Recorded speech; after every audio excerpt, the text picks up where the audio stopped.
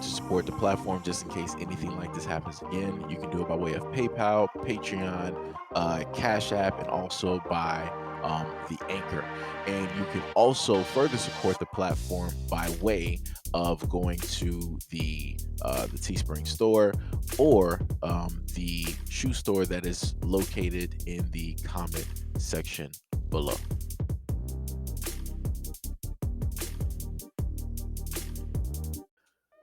So before we get started, I'm just going to go through the comments so we can get a overall sense of what it is that a lot of other people were stating online when it comes to the defense of this black woman picking up her child directly at school. Tired of people ridiculing dark-skinned slash black women for everything. I've been a mom for 10 plus years, and moms of all ethnicities do this, even in thin pajamas, and nobody takes a pic to put it on the internet. And the sad part is, she was dead ass serious. Everyone has now become a monitoring spirit, complaining about the young mother's outfit. By the way, where's the father? Where is the father? Maybe if he was around, you all wouldn't have been complaining. Ask again, where is the dad? Another one. On what she's wearing. The little girl is dressed in clean clothes and nice braided hair. Don't worry what the mom is wearing. It's the ones when the mom has her nails, toes, hair, and makeup on point, and the kid is dirty clothes, hair not combed or braided. Another one. Concern about the new breed of fathers, since he's absent in the photo. Stop it. Get some help. Yes, do better. And stop taking pictures of strangers without consent to post online, especially with children and especially in the school. Lord Jesus. Guys without kids or jobs, just opinions in the comments, huh? Bitch, you guessed it. Little girl looks well put together and is also in school. Nobody putting on a coat just to come get their child. Y'all trying to make everything a problem. You're a victim. Here we go, CSI. Get where you're coming from as far as choice of outfit the mother has on at an elementary school. But it's 2022, and this is just the way young mothers dress in this day and age. Side note, the mom's body is hot. I don't know what's so hilarious. Oh, I know. You're a No home training looks like. While we are on the topic, some of y'all be out here looking a hot mess, and it is so embarrassing. Looking like you've been in bed for a few weeks. Respectfully, I love my people, but some of you guys are embarrassing.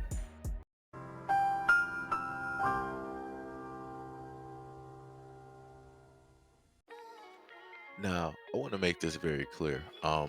Whenever there's a conversation and it deals with trying to hold women accountable for what it is that they are doing, these are the deflections that will take place. We're clearly talking about the mother, we're talking about the parent that is obviously there picking up the child. Some people want to deflect and they want to say, oh, but where's the father? Where's the father? Back when I was in private school, the school decided at one point in time that they had to start implementing a dress code. The reason why they had to implement a dress code was due to the fact that the mothers would roll up to the school in anything. It was like whatever the cat decided to bring in or drag off of the street, that's exactly how the mothers would decide to come to the school to either drop off or pick up their kids. So the school was like, you know what? You got to have some type of decorum, regardless on if it's after, during, or before school. You got to have some type of decorum. You're not going to come to this school. You're not going to come to this place where kids have to basically see a presentation of other adults. You're not going to come here and dress the way that you want to dress into this building. So if you're going to come into this building, if you're going to come to the school where your kid is getting their education, you are going to dress appropriately in order to come here and do whatever it is to conduct whatever business that you need to do. Later on, when I went to high school, before the high school had No rules. They didn't state that, oh, parents had to do this, parents had to do that. After the parents, yet again, started coming to the school dressing any which way that they wanted to dress. In some instances, some of these women would dress as if they just came from the club at 3 a.m. The school was like, nope, we're not about to have this. We're going to implement a dress code, and this is how the parents are supposed to come to the school in order to, pick up their kids. If you're in a car, it's whatever it is. But if you're stepping out of the car onto school property where other teens, impressionable teens, other people's children can see the way in which you are dressed, we have a problem. And because of that, we're going to have to implement a dress code, since we are a secondary guardian who are watching after not only your kids, but everybody else's kids at all. We are responsible for the things that are around these kids and the things that these kids are able to see and potentially influenced by. So, like I said before, the moment in time that you want to have women be responsible and accept, and have full acceptance, right, of every single thing that is taking place that is within their control, this is when you have the other side coming out of the woodworks, both men and women, trying to body block for the display that you are able to see in front of your screen. Because let me just flip it. If this was a black man picking up his child, right? And yet again, I'm going to use the example of gray sweatpants, not wearing anything else, but just swinging in the wind, coming into school, just swinging. You can obviously just see what's going on there. You mean to tell me that people are going to fly online and say, oh, it's a father just picking up his kids, why everybody worried about, this, that? Nah, people are going to try to call the police.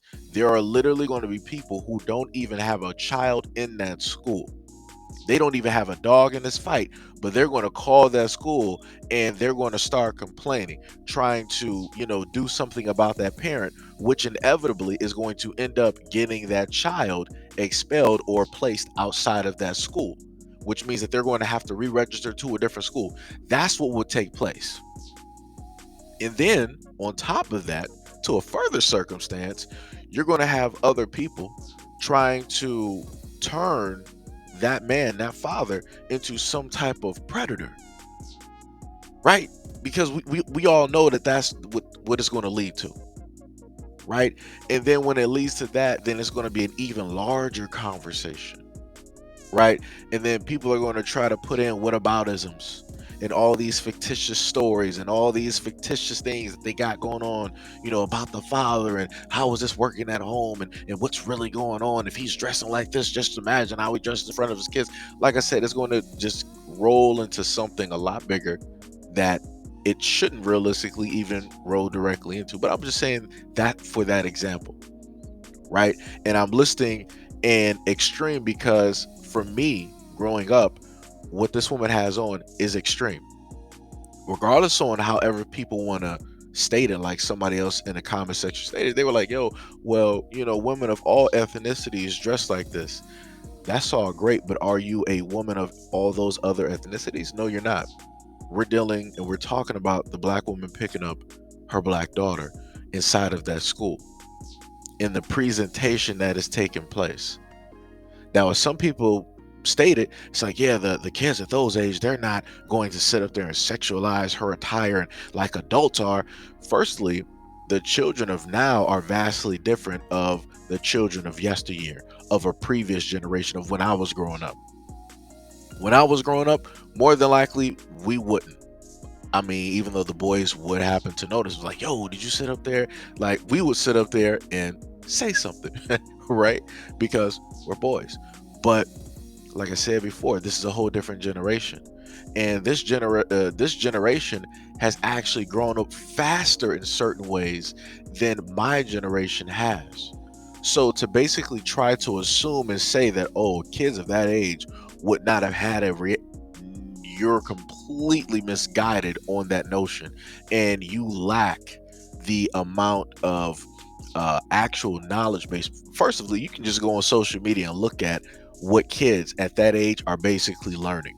I've covered some of those things directly on this channel. But like I said before, you have too many adults that think that they know oh so much, even though they know very little, even though they have a computer directly in their hand and they can research anything that they want to research. But like I said, a lot of people would rather stay stupid versus actually gaining some type of knowledge on a topic of which, they're referring to or that they want to directly speak on, especially when it deals with this topic here. Like I said, this is 100% crazy. There needs to be dress codes implemented. This has nothing to do with the father at all because, as I might have previously said, or as I'm going to state right now, at any moment in time that I saw a mother dropping off their child at the school, I already knew that the father more than likely worked overnight because that was usually the case. When I went to private school, the black fathers, they were sitting up there dropping off their kids. Sometimes they might drop off in the morning if they got the day off. If not, the mother, the grandmother, the aunt, somebody is going to be dropping off the kids because usually both parents are sitting up there working. But like I said, this is what happens whenever you want to bring accountability and responsibility to a situation of which the person that is perpetrating, right, the act needs to be fully within the acceptance to take responsibility for those actions. But that's not exactly possible due to the fact of other people wanting to come directly in and wanting to guide the conversation towards, oh, it's the black man's fault. What about the father? Where is the black father? Yada, yada, yada. This is why situations in the black community will always be persistent, because you will always have one group that will be there in order to derail the conversation, in order to deflect away from the actual topic so that nothing will ever get solved or fixed.